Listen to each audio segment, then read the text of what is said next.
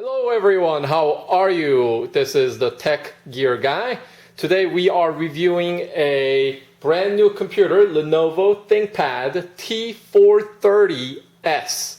Alright, so since I have started to review tech gear, mainly laptops, I've brought you T400, T410, T420, and also now their newest lineup, the T430s here. S stands for slim, so this is a little bit thinner, a bit more portable than the T430 model. So let's start with the exterior and see what we got. So the material is carbon fiber reinforced plastic, magnesium alloy chassis. And up at the top, it's pretty much a standard ThinkPad affair. To the side, you see vent, USB 3.0 port, headset jack, express card slot, and right here is your hard drive access door. And up at the front, you just have the lid latch. And to the side, you have the Wi-Fi on off, and you have your multi-bay. So right now, you have the optical drive. This can pop out, and you can shove in an extra battery in there for prolonged battery use. And to the back of it, you have your power adapter, gigabit Ethernet, another USB 3.0, display port, Thunderbolt, and a USB 2.0 port that is always on, and your VGA, another vent. On the bottom, you have your memory access door. 6-cell battery sits right here, and your eject button to eject the multi-bay optical drive out to put in another battery. So that's the exterior. So now let's pop the lid open and see what happens. Now this is where some of you die-hard ThinkPad fans will go into a minor shock, and you'll see what I mean when I flip the lid open, and voila, there you go. So what we have here is a very familiar ThinkPad look, but immediately you notice that the keyboard is no longer what us ThinkPad fans are familiar with. It is now a what they call island style key, also I guess chiclet key, however you want to call it. So that's what we have. Lenovo claims it is a spill resistant. Now, some of the older classic ThinkPads have like a drain holes on the bottom where if you were happen to spill something on top, you have the holes on the bottom where liquid can spill out basically. Now, I don't know how they managed to do that, and they're not going to spill something on it here to test myself. So we're just going to go with that. So the keyboard, now the appearance has obviously vastly changed. However, the feel, the travel of the key, and the feedback of the keys are very similar to the traditional keys. So, you know, I am somewhat shocked to see the keyboards go the way I'm used to seeing, but also at the same time, I'm not terribly it's not a terrible difference in usage where it bothers me enough where I would, do something drastic as avoid the laptop or anything like that. So that is the keyboard. And to me, if you ask, the trackpad is somewhat too small for this size of chassis, but that's just a minor gripe that you may not share. And the display is a 16:9 ratio, so it is what they call HD+.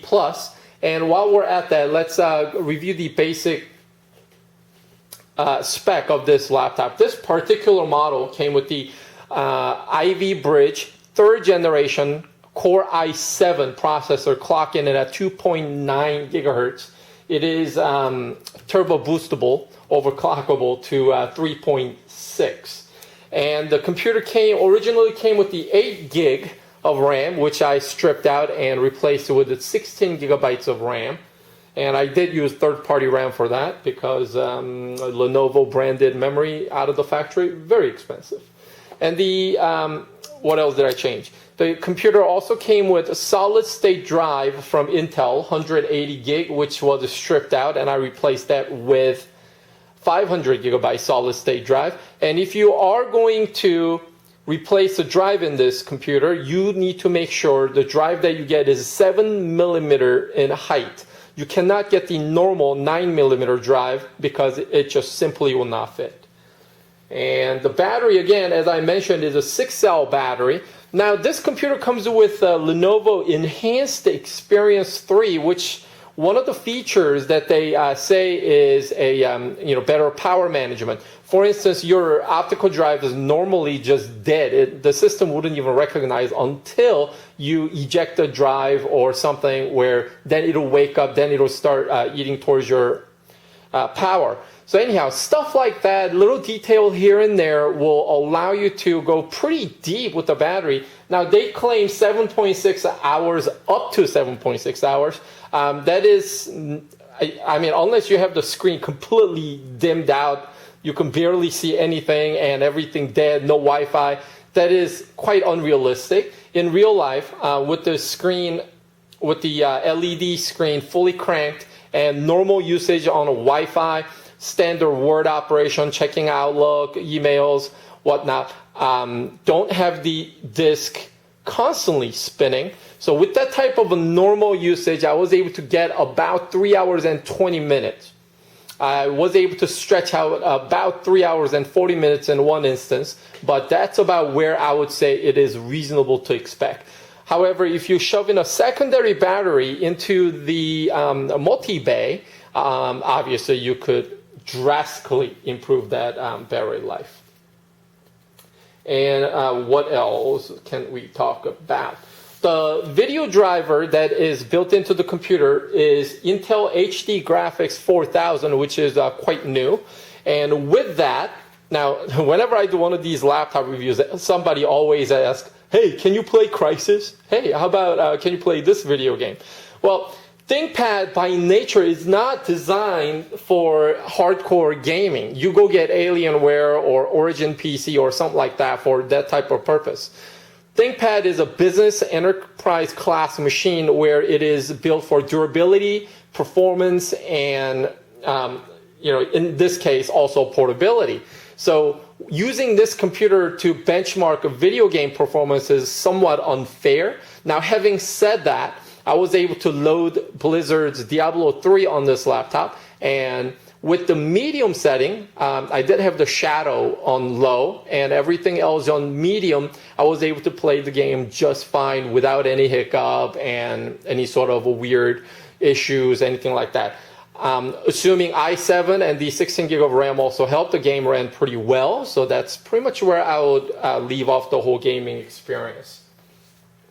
However, you are able to order this computer with also NVIDIA NVS video display card in it. However, again, do not be mistaken, the NVIDIA NVS models are not for video gaming. It's more for 3D rendering like AutoCAD and for so forth. So again, just because you're getting an NVIDIA card shoved in here out of the factory, it doesn't mean you'll get a superior gaming performance. And again, because the model is slim, it does weigh in hair under 4 pounds. It comes in at 3.9 pounds, which is very light. And notice that even though with all that computing power, by the way, the performance is absolutely snappy with this laptop due to the latest CPU, plenty of RAM, and the solid-state drive. The performance is very snappy. The boot time is remarkable, and they have something called boot protection, where no matter what you install, they claim that the boot time won't be affected very much. Now, I haven't loaded enough applications on it to actually debunk that myth or whatnot, but again, due to the solid-state drive, the boot time is absolutely stellar. And even though it is portable, it's quite thin, and you are still able to get this optical drive, unlike the newer breed of Apple products or some of the other more ultra notebooks that are sensitive to the overall size and dimension, you are still getting your optical drive, which is a nice touch without having to sacrifice the overall width. So that is a very nice touch. And let's pop the lid open again and let's look at the benchmark numbers real quick. Okay, folks, when we are looking at the benchmark numbers, the Geekbench benchmark number clocks in at 6,831, whereas the PC Mark numbers are coming in at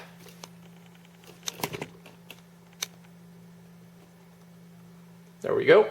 CPU score at 11,000, memory score at 12,300, graphics score at 7,400, hard drive score coming in at hair over 64,000. So that pretty much rounds out this review of Lenovo ThinkPad T430s, newest ThinkPad series from Lenovo, sporting the Ivy Bridge chipset. So that pretty much it. Leave a comment. I'll answer whatever I can. Until next time, you guys all take care. Thank you. Bye-bye.